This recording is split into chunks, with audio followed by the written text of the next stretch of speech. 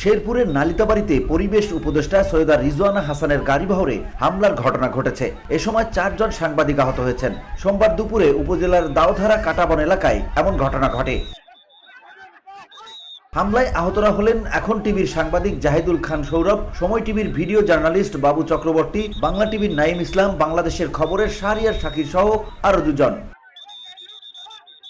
স্থানীয় সূত্রে জানা গেছে, সোমবার দুপুরে গারো পাহাড় ঘেরা বনভূমির ভেতর পর্যটন কেন্দ্র স্থাপনের পরিকল্পনা ঘিরে বন বিভাগের আপত্তির প্রেক্ষাপটে উপদেষ্টা রিজওয়ানা হাসান এলাকা পরিদর্শনে যান। পরিদর্শনকালে তিনি বনের জমিতে কোনো পর্যটন কেন্দ্র হবে না বলে জানান। এছাড়া ওই এলাকায় হাতির জন্য অভয়ারণ্য গড়ে তোলার পরিকল্পনার কথা বলেন।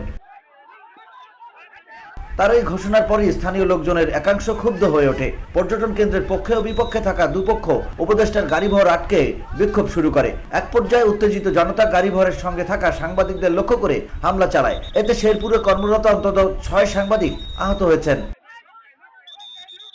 বন বিভাগের তথ্য মতে, শেরপুরের গারো পাহাড় সংলগ্ন 3টি উপজেলার 3 রেঞ্জে বিস্তীর্ণ এলাকা জুড়ে প্রায় 21,000 একর বনভূমি রয়েছে। এর মধ্যে প্রায় 15% বনভূমি বর্তমানে দখলদারদের নিয়ন্ত্রণে রয়েছে বলে জানিয়েছে বন বিভাগ।